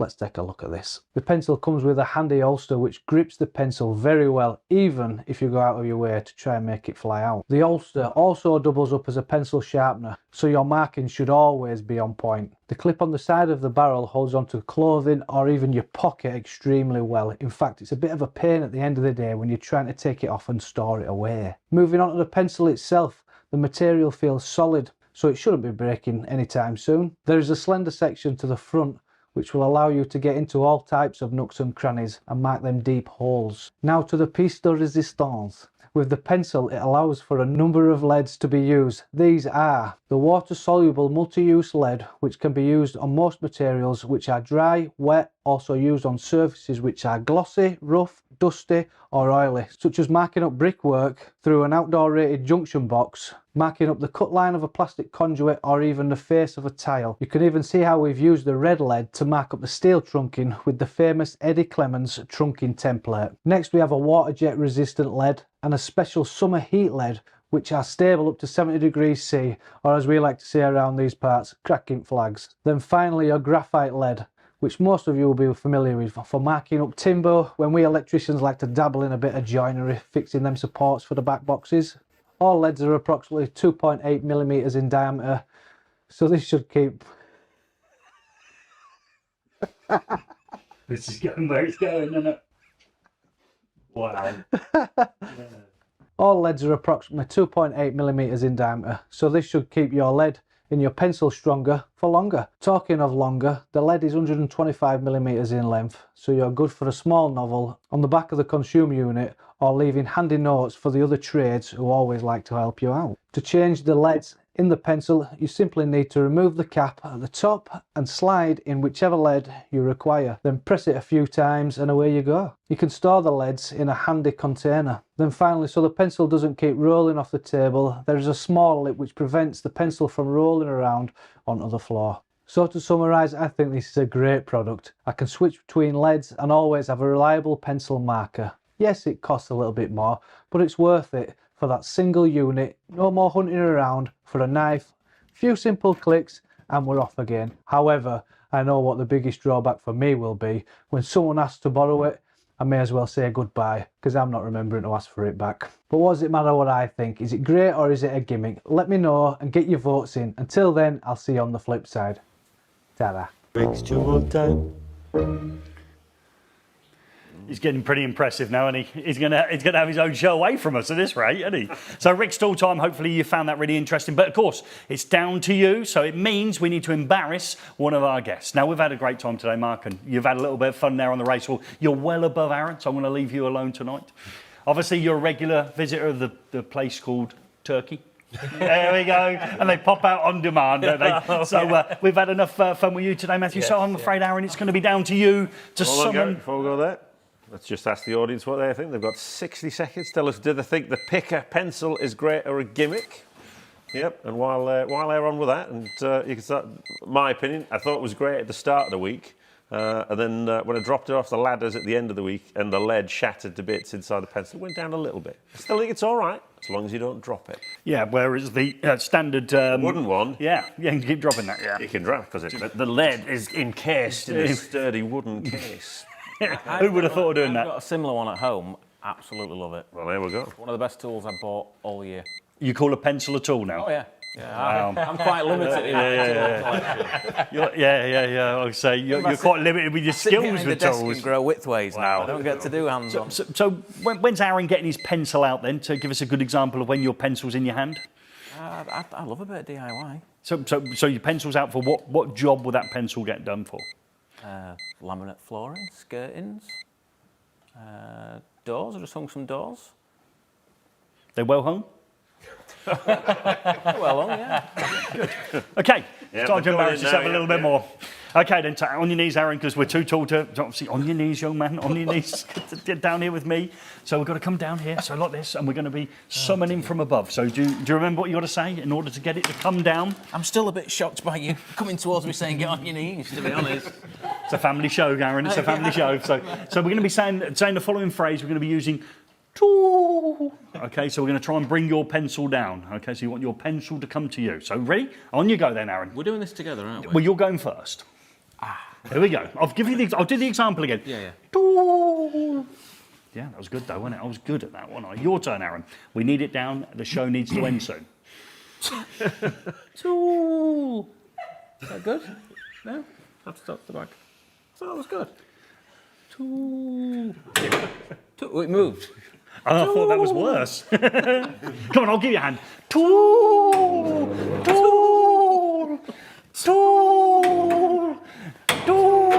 If you don't bring it down next time, I need a new set of teeth, all right? There we go.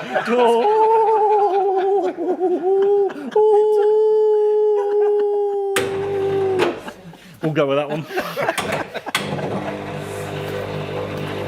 Right, okay, so you're reunited with your lovely pencil and you've got the board, so we'll just need to... get it back up. Get it back up. It's getting hit in the face with the bag. Right. Wow, that was hard work. Is that called 1-1, is it? Yes. Yeah, that's it. That's the Man General United view score. from the community is they think it's great. Do they? People have said obviously the leads can smash, and a few people would stick to buying them from getting the free pencils from IKEA. Oh, is that still a thing, is it? Is that not digitalised? I don't know. And tape measures. You get free tape measures at IKEA. Do you? Do you? Paper ones, yeah. Paper Obviously, ones. we've got a house full of thieves tonight. haven't we? Or seamstresses. What would you want a paper tape measure for? That's what I used to measure my doors when I hang the doors. I'm joking. Right. I don't think it is. On that bombshell, I would imagine. So what's the votes then? So we're Most between... people think it's great, actually. Great. A few people would prefer the tracer. Have you got the tracer? Or is it? I've got the tracer. He's got the tracer, which is a bit more expensive. Well, yeah. So it's got a rubber, has it, that one? I don't know. Yeah, Has it got a rubber? that was the one thing. It's not got a rubber. The biggest difference, I think, is this pencil sharpener bit? Yeah. On the tracer, it's on the top, so you can keep it Oh. tucked in your pocket, and then you can sharpen it while you're... Deal breaker that was, taking wasn't it off your it? pocket. Yeah. Wow, I am so sad, aren't I? And you've only just realised. Cable and pencils, that's it. Yeah. The single life suits you though, doesn't it? So here we go then. Your job now. Yeah, Aaron. your You've job, got to put Aaron. it on the tool wall. Yeah, if it's up at the top there, it sort of goes to 11. It's fantastic. You'd rescue it in a fire, Yeah. provided the All cables right. were up to standard and then failed to perform, so you could still be in the building. Or if it's down here, it's a complete gimmick, which is down there where like the Makita coffee machine is. So Oh, and I get the decision. you get a decision. Yeah. And I'll change it later. You'll change it. Oh, I reckon.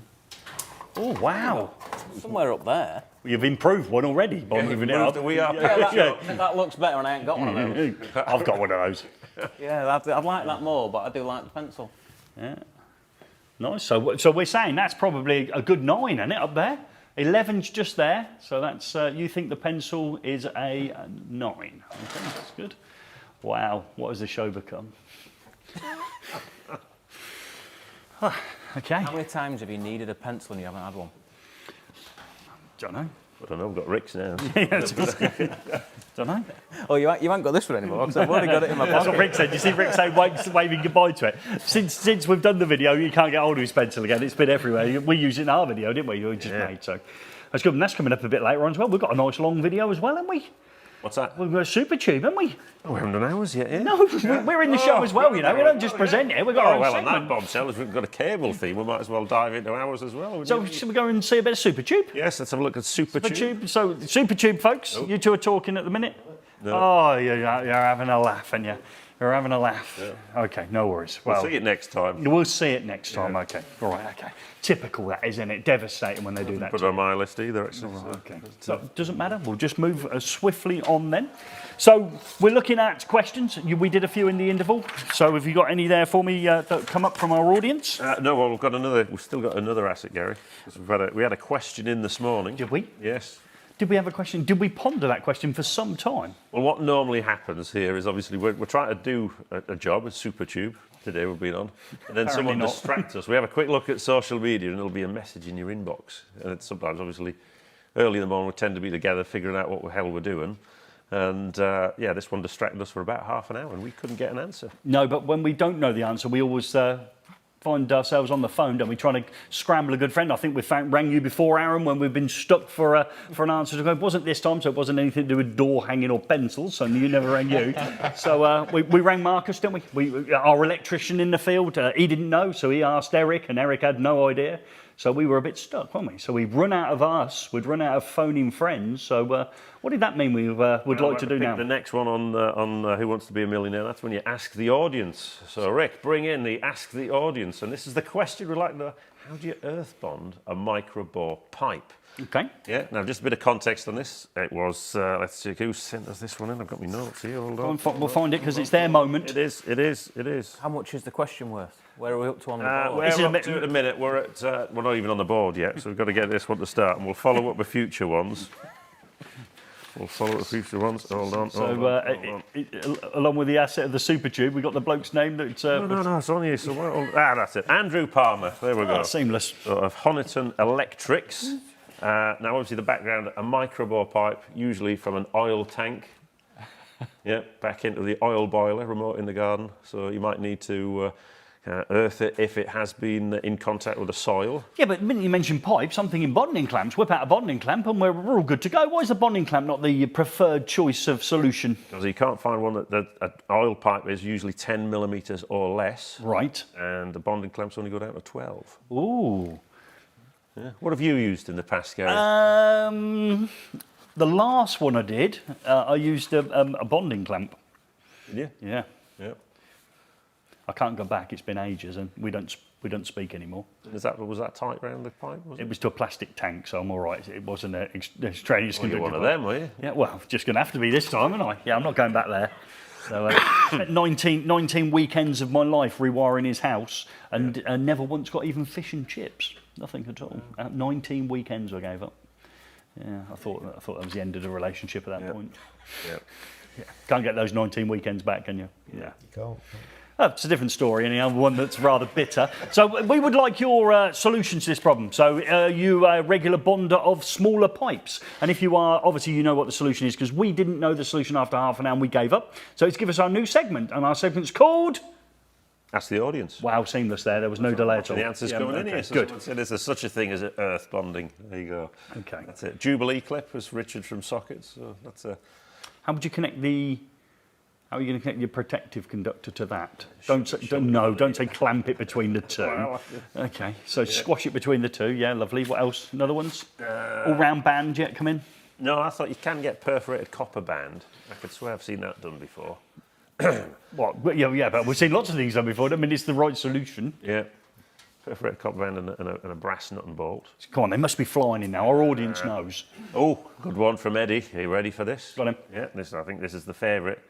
Use an AP9 bare MICC cable clip. And bolt it. Yeah. And then bolt your lug to the other side. Yeah. Like that one. I think that's the winner for Yeah. me. Yeah, I think that's the winner. Yeah. Yeah. They won't believe this, but I was just about to say, why don't you use a P-clip? Yeah. No, we don't believe you. We genuinely don't. We genuinely don't believe you, Aaron. No, absolutely not. Insulated one for you, yeah.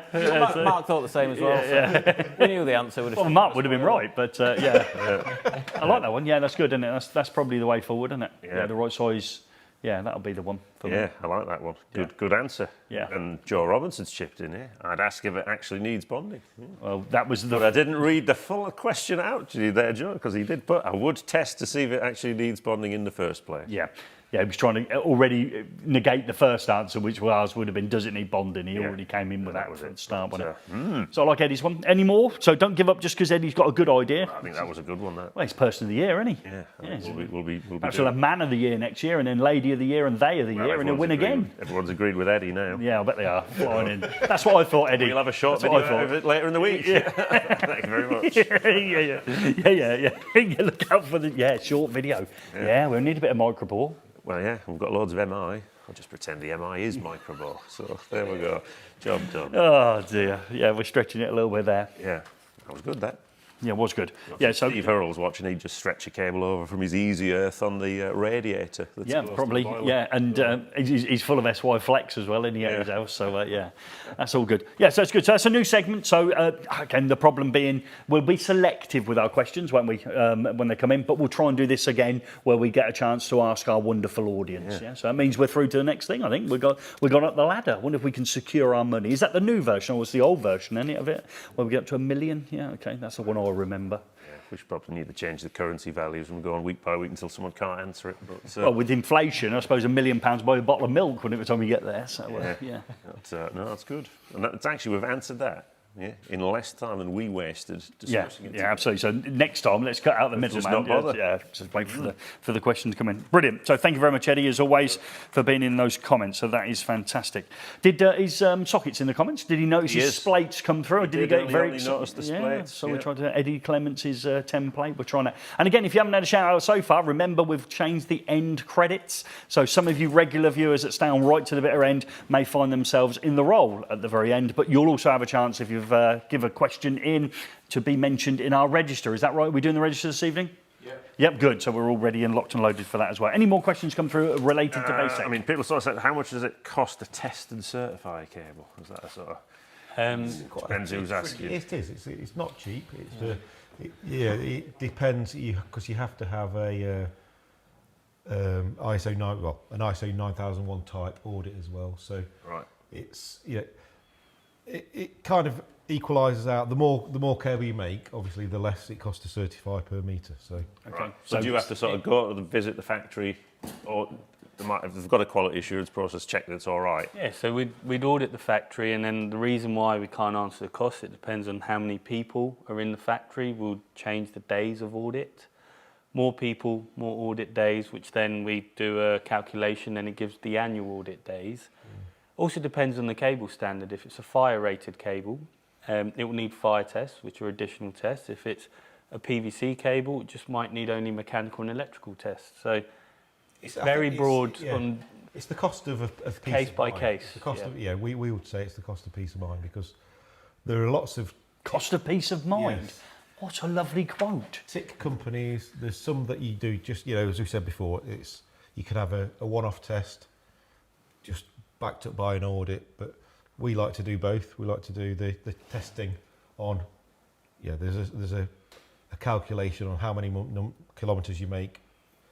It calculates back how many samples you supply to BASEC. So the more kilometres, the more samples. Okay. And then the more kilometres, the less the cost of certification. Yeah. Because, You're spreading it over a yeah, lot exactly, of cable. yeah. Yeah. So the way we'd like to call it, Selling Gary, a lot. a lot. Yeah, we say, the way we've dodged that question, we're saying expensive. Yeah, that's what we're doing there. So insert lots of money. Okay, but then again, when you look at the fact that you've got it stuck on the side of your cable and it's giving you that peace of mind from the electrician's point of view. If somebody told me it was a couple of quid more and I'm seeing BASEC on it and it wasn't, I ain't going to take the risk. Yeah. I mean, that's what we sell. That's what we sell. It is in Peace essence, of mind. Yeah. A lot's a good summary. But for us, if we didn't see the value in that, we wouldn't have asked BASEC to come here and actually explain what all the service is about. We've got an auditor on site this week, BASEC auditor. Right. He'll be there for 4 full days, and they're going to be going through all the processes we've got on site, testing us to all of our procedures and the standards, but trying to find opportunities for improvement and trying to improve our business, as well as then taking a lot of samples at the end, which will then go to the BASEC lab. It sounds like Ofsted to me for cables. Yeah. Is it nerve-wracking moments? Is it like, do you get notification they're coming? So we're coming 48 hours from now? Some you do, some you don't. So there's an unannounced visit. Right. So they just turn up and knock on the gate. For 4 days? Not for 4 days. Right, okay. So you knew the 4-day one was coming? The 4-day one we know is coming because it's more of a process-driven audit. So they're testing the processes and making sure that all the stuff that we say we're doing, we're actually doing. ISO 9001 and any other approvals that we've got. The unannounced visit is a knock on the gate. We want to come in and we're going to pick this sample, this sample, this sample. Then they'll actually test that at our site, and then they take it back to their lab and they test it to check the results. And then they're taking samples from the marketplace. So it is a massive peace of mind to have the BASEC on the side of it. You're paying for that privilege, aren't you? You see why some people wouldn't do it, because it already sounds a little bit nerve-wracking at the factory. Samples in the wild are going to get picked out at any moment in time. You can see why some people who are probably not quite on the same page as everyone else say no. It's very nerve-wracking, especially if you do a type test. So the first test, especially with something new, innovative, that it costs a lot of money, and BASEC don't care if it passes or fails, because they're just an independent verifier. So you can make this cable design, send it, test it to the specification. Right, it's £15,000 for the test. Oh, you said a number. Yeah, I just picked one out of the air, but £15,000. right, so you toasted. Yeah, and it fails. It fails. You have to keep retesting. They've done the I job. bet you do. Until it passes. Yeah, I bet you do. But I like this. You get a little suck off the back of it here. It's like, oh, look, we're like, when you consider things like disasters, yeah. there is that's why Grenfell consultants, specifiers like it, because it does give you that genuine peace of mind. As I always say to people, we've met him, the electrical investigator, Dr. Robert, when he turns up on a job and he's raking through the hot ashes of the building, trying to see who's paying for it and who's going to go to court. You want that. A specifier wants that peace of mind, definitely, don't they? Because that's the easiest way to de-risk the spec. Exactly. Is the specifying approved cable. Yeah. But obviously, unfortunately, a lot of electricians, you're both the specifier and the installer. So, and I think that's the difference with BASEC. Not only do we test initially to make sure it's compliant, we're constantly surveillancing the sample versus someone that hasn't tested it or has done one test once upon a time, and many factors could change before it's out in the market and it's not controlled. It's genuinely worrying to me. I'd be out, it's like, you've got enough to think about as an electrician. You'd like to think other people would have taken this off of your control. They haven't. So that's clearly, but just by having BASEC on there, you can take a little bit of sigh of relief as you take it out. And we've all done this, make it nice, the commodity product. You've got 2 drums on the table there with a couple of quid difference between them. It's a no-brainer, isn't it? Yeah, but thankfully for us, BASEC's got a long heritage as well. So the brand has it's developed value over time, and it's in the majority of construction specs. It's in the brand is a strength. Yeah. And the other thing is, if they're not complying, if the cable's so bad, we can actually issue recalls or just tell them that we can't certify that product anymore for them. So there is repercussions for not complying. So somebody will say in the comments, I'll jump in there then. So a cable could have been installed, many meters of it in one property, many miles of it in a factory or wherever it is, and it's all got to come back out. Yeah, if it's not fit for purpose. In the last 5 years, how many times has that happened? Mark, that's a rarity. Yeah. But that's a lot of that's due to heritage and the fact that the customers are generally making compliant So it products. shows our scheme's working with the constant 2010. surveillance. So 2010. Yep. That's the biggest recall I've ever known in the cable industry, and that Oh, was, that was instigated by BASEC. that was the ACI in BASEC. Yeah, so that was Atlas Cablo, which was a company in Turkey, 20 million metres, and they had purposefully made that cable undersized, less high copper, resistance, yeah, less copper. Wow. BASEC instigated a product recall on 20 million metres. Did they go bust? Yes, They they did, did. yes, they did. On the back of that? Yeah. Yeah.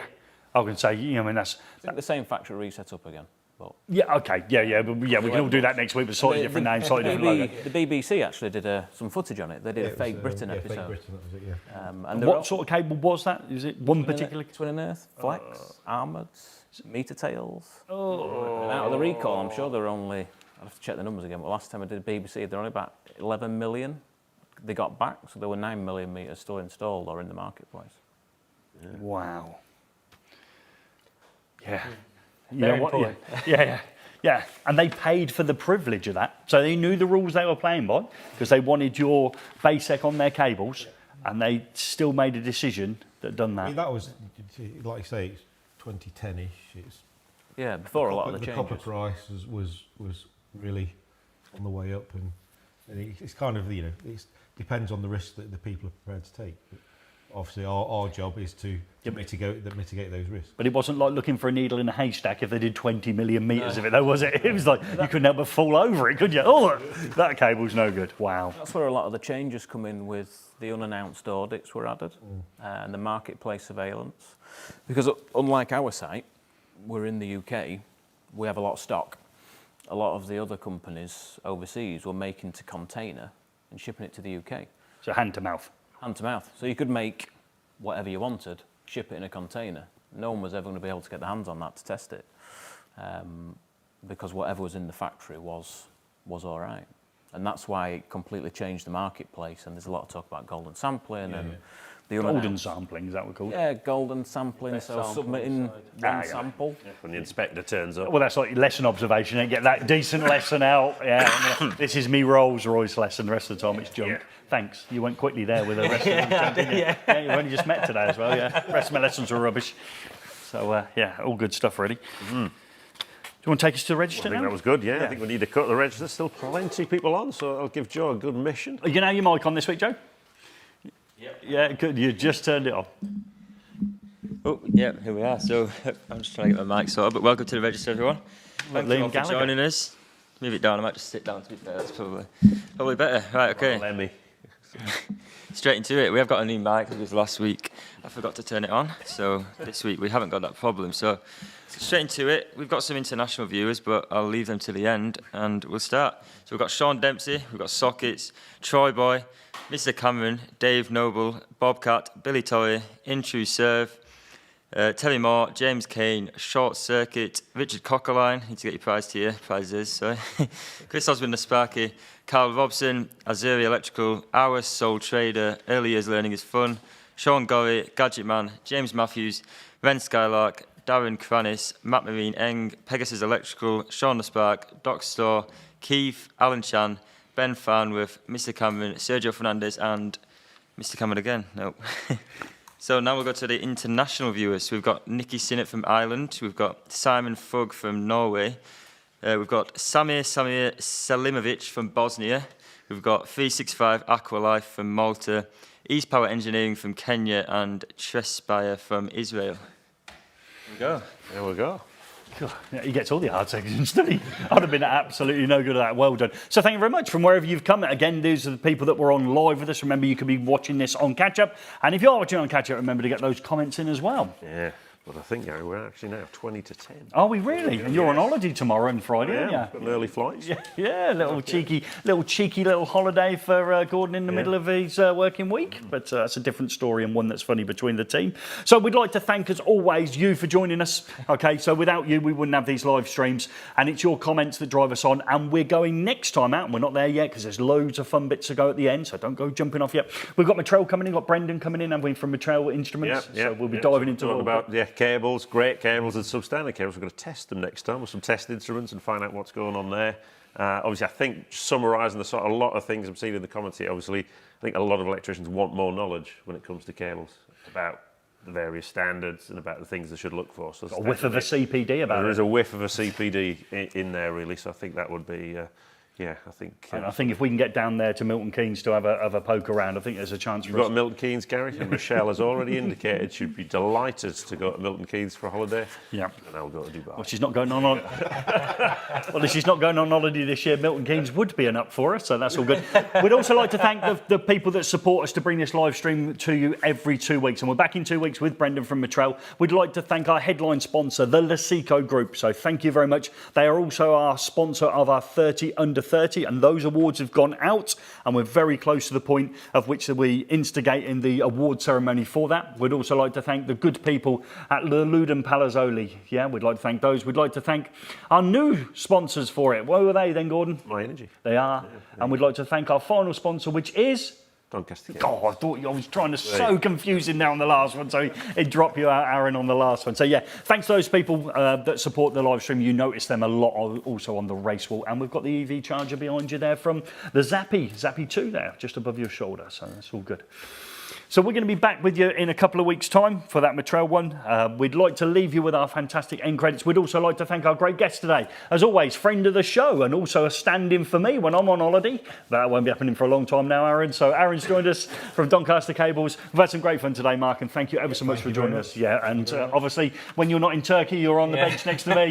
Yeah, it's Manchester United's finest fan. Yeah, living in Milton Keynes. Yeah. He said, I live in Milton Keynes. He said, I like football. I said, I bet you're a Manchester United fan. Just a prize. We don't do prizes, do we? Challenge wall. Prizes? That means they've won something. No, credit. Credit. So thank you very much to Matthew as well. And the winner on that is Short Circuit. Well, that's a new name, isn't it? Yeah, Short Circuit 4.0, was that one? Or was that just 4 minutes? 4 minutes. Wow, so people were gambling long there, weren't they? So, wow. 4.0. Make sure that one goes out in the post. So that was the GT time. Now, how do we get our prize? We have to go to the description, to the Get Involved tab. So you might be new to us. And in there, in the Get Involved tab, it's I've won something, and you have to fill your details in. And then what happens is you enter what's called a lottery, and there's about a 52 million to 1 chance of your prize arriving. Is that true, Junior? Not for long. Not for long, okay, so not for long. So we will be trying to get those out. We think by the time Richard Coquelin gets his prize, it'll be, I don't know, like a new battery-powered car. Yeah, one of those. So, yeah, so thank you very much for joining us. Hold on for the end credits. We have changed the names and supporters of this, but thank you very much to BASEC, thank you very much to Aaron, and thank you very much to Old Stoneface for joining us on this one. See you in 2 weeks.